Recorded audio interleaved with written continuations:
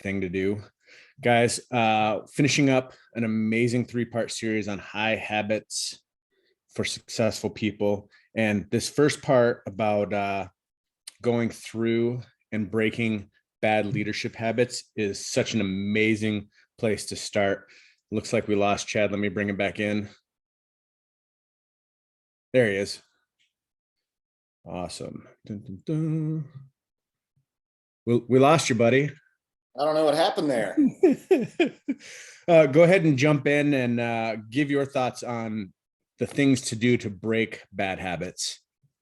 Yeah. So first, like Craig was saying, you got to know what your bad habits are. You kind of have to do a checkup from the neck up and just take inventory of where you are and what habits are serving you in your life and then what habits are not. And you can always look at the results, whether it's your bank account and go, man, I must have some bad habits because look at my bank account, or your health, or, whatever, your family life. And so any area. So he just says, one thing he says, you cannot change what you tolerate.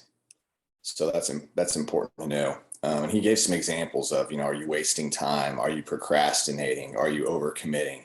Are you resisting confrontation or avoiding confrontation? That was a big one for me. And one thing I learned on that is that godly confrontation is honor. And I want to be an honorable person. So whenever you start to identify these habits or these things that you're not doing, it's important, really, I believe, to just understand like why you should do them, not just for your own benefit, but why ultimately. Most of the time, the habits that you choose, like maybe let's just say being healthy, it's going to reflect, because if you're focusing on being healthy, then everyone around you and your family is going to be healthy. Whereas if you're letting it go, then you're establishing those bad habits within your household for your children and for your friends and for other people too. So it's not just about us. It's about all the people that our bad habits affect, or even more importantly, our good habits will affect. Good habits are hard to start because payoff is in the future. Isn't that true? We all like the microwave because it's fast. And I know Joel and I, one of our favorite verses is Hebrews 12:11. No discipline seems pleasant at the time. Most people are out on that one, right? but painful. No discipline seems pleasant at the time, but painful. Later on, however, see, the payoff is in the future. So later on, what it gives you is a harvest of peace and righteousness for those who have been trained by it. So it's just proof right there. It's evidence that discipline is so important. And the way I look at it now is I either pay the price now or I pay the price later with an interest rate that nobody wants to pay. So you have a choice, but there's clearly a good choice, a better choice. That's to be disciplined now instead of pay the price plus tax plus interest. And I'm talking city tax, neighborhood tax, state tax, federal tax, international tax. I mean, there's a lot of tax on that. So anyway, don't do that part. Do the habits now. Do the discipline now. Eliminate the triggers: place, time, mood, moment, people. Wow, did you hear some of the facts he was sharing about people? I've heard for years that you are the sum of the 5 people that you hang out with the most. But when you start looking, like Proverbs 13:20, that's a great verse. Walk with the wise and become wise. I was telling my son the other day, I'm like, you can't go into a smoky bar and not walk out smoky. Like, it's going to get on you. You don't want it on you maybe, but it's going to get on you regardless. The same way, if you're hanging out with a bunch of toxic people, you're going to become toxic. And it's not that you want to become toxic. It's just part of being a product of your environment, just like walking into a smoky bar. And you can go into those environments maybe small periods of time. So you have to understand that with people, because some relationships need to be initiated, some need to be cultivated, but there's also some that need to be terminated. And you have to have the wisdom to understand the difference between the 3. And not to be mean. You don't terminate relationships because you're mean. You would just terminate them because it's necessary. And when I say terminate, I'm not like, you have don't call up your mother-in-law tonight. Please, guys, don't call them up and be like, you're terminated. But maybe you're spending hours or days with them and it needs to be minutes. And maybe you need to be prayed up, or maybe you just need to be, very focused on having some boundaries and things like that. Some of those relationships, they are what they are, right? Okay. Fortunately, I have a great mother-in-law, so don't be messaging Jeree saying, well, he was on there talking about family. Don't do it. All right. The closer you are to someone, the more you imitate their habits. So the closer. So who are your best friends and what are their habits? And are yours the same? Maybe you should get together and you can have new best habits together with your bestie. I don't know. He said 1/3, if someone in your circle is losing weight, then 1/3 of your chances are like 33% that you're going to be starting to lose weight too, because your friends are going to be talking about it, they're going to be excited about it. And guess what? You're going to be like, wow, Susie just lost 10 pounds. She's looking great because she's drinking this coffee. I think I'm going to do it too. The same way, the opposite, if you're imitating someone's habits who maybe are obese, then you have like a 57% more likely of being obese. I love numbers. So when he starts throwing out numbers, it just feeds my brain. I love it. It's almost a giver. It's almost impossible to be a giver when you hang around with a bunch of takers. Just makes more sense there. So you got to remove the trigger and interrupt the action. The who and the what. I'm gonna talk about the who and the what here real quick, and I'm gonna pass it over to Joel, because I think a lot of times the what, we make it our who. Okay, what you do isn't who you are, right? Who do you want to become? Your what is usually something you did. It's not who you are. Like I was talking to my son there, he's 17, so we have these really great conversations, and he had done something that was disappointing. So I was like, son, what you did right there was disappointing. And he goes, oh, I'm so sorry. I'm such a disappointment. I'm like, no, stop. You're not disappointed. Let me tell you who you are. You're amazing. You're a great son. I'm proud of you. You're better than I even believed you could have turned out. So that's who you are. What you did was disappointing. So some of you on here need to realize that what you've done isn't who you are, right? It's important to know that. I used to maybe be this person, but what's cool about being a human being is you can change even who you are, even if it's who you are, even if you are a disappointment, because you've done so many disappointing things, you could change that right now. But you can't defeat what you don't define. You aren't what you have done.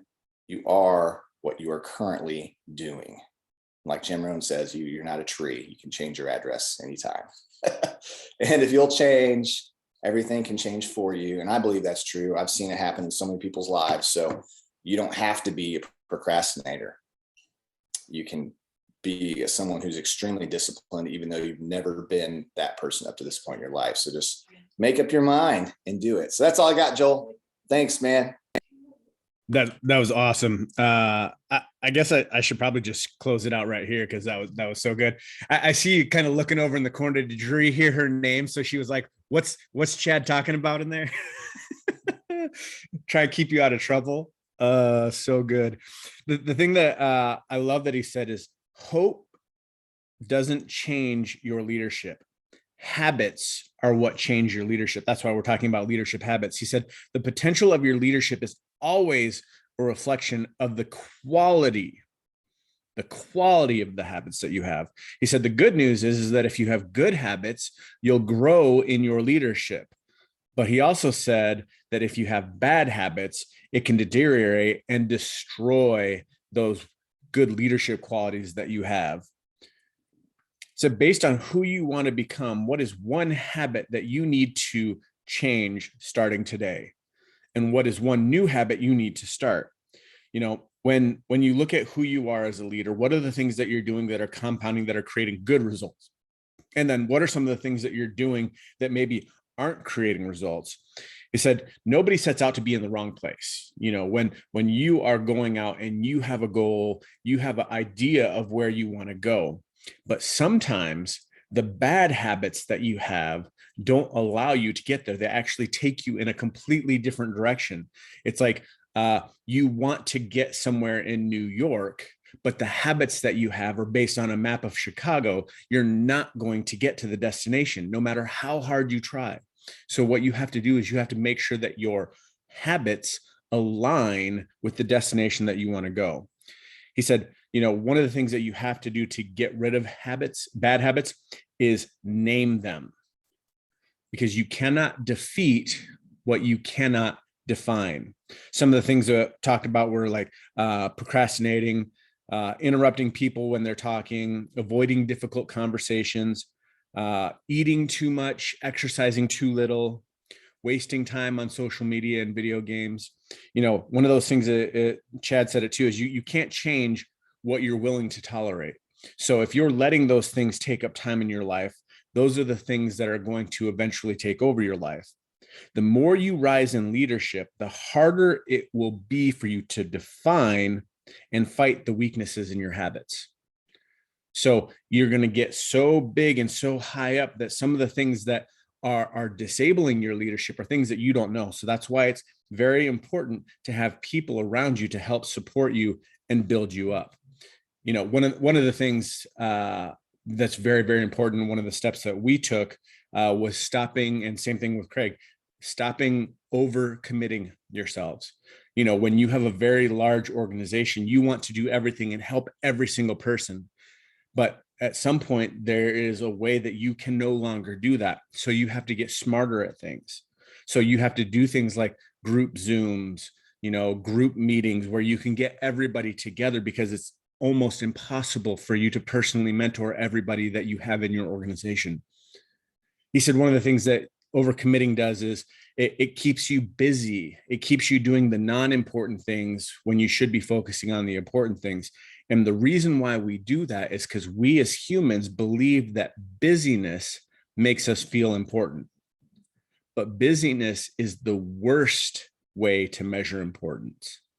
The results that you get are what should be the determiner of importance. So if you need to take a look at the actions that you're doing, if they're not producing the results, then you need to stop doing those things and start looking at the things that create results. He said, our importance isn't a reflection of what we do, but who we empower. Who are the people around you that you can empower to come alongside you to take some of the things that you're doing and multiply it? Good habits are hard to start because the payoff is, kind of way out there in the future. That's why so few people start good habits, because bad habits tend to have an immediate payoff. That's the price that you're going to have to pay, is it's got an immediate payoff, but the bad negative results come along and multiply down the road. And they normally come much later when it's too hard to correct them. He said, bad habits will eventually cost you. If you consistently live out bad habits, you're going to take your life and your leadership where you didn't want it to go.